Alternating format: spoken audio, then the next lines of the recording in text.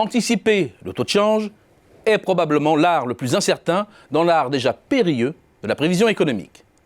Rompant avec la plage de stabilité des dernières années, la monnaie européenne a cédé par vagues successives plus de 4% face au billet vert depuis le début de l'année, pour tomber en dessous de la barre des indices. Et il y a de bonnes raisons pour que ce mouvement de dépréciation se prolonge dans les trimestres à venir. Car sans être mécanique, l'écart de conjoncture joue à court terme un rôle décisif dans l'évolution de la parité euro-dollar. Or, cet écart joue indéniablement aujourd'hui en faveur d'un renforcement du billet vert. Les États-Unis font la course en tête depuis 2 ans maintenant, et les prévisions de croissance pour 2019 comme pour 2020 sont bien plus élevées de l'autre côté de l'Atlantique, même si l'écart devrait se réduire un peu. Comme tout scénario, il existe un aléa. Mais actuellement, les inquiétudes portent plus sur le niveau à venir de la croissance euro-hollandaise qu'américaine, avec pêle-mêle, 1. Une Allemagne au bord de la récession et l'accumulation de doutes sur la viabilité de son modèle productif du tout-export. 2. Une Italie prise dans un nouvel imbroglio politique sur fond de croissance léthargique. Et 3. Les incertitudes entourant le Brexit et le risque d'un no deal, et ses conséquences sur l'économie européenne. Le taux de change entre deux monnaies, c'est aussi une histoire d'écart de taux d'intérêt.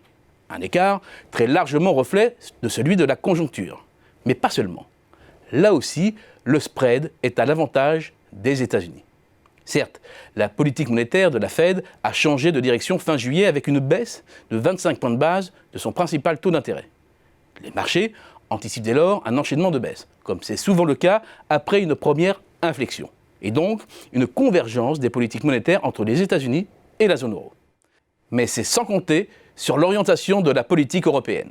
La BCE devrait annoncer en effet d'ici la fin de l'année des mesures ultra accommodantes, à commencer par une baisse de taux, c'est-à-dire un taux de refinancement négatif, et surtout le lancement d'un quantitative easing 2, une création monétaire qui agit aussi à la baisse pour le taux de change de l'euro. Dernier facteur de soutien enfin pour le dollar, l'appétit des investisseurs pour les bons du Trésor américain, considérés comme la valeur refuge par excellence.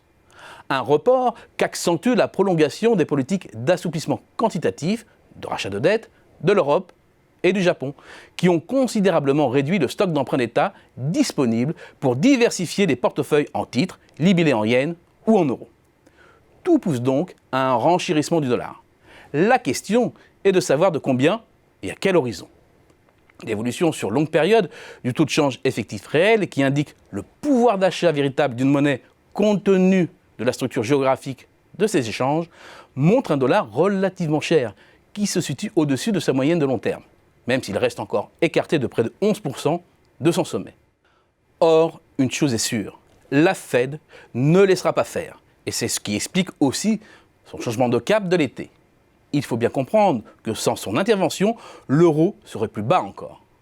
La Banque centrale américaine peut certainement freiner la descente, mais pas inverser la pente.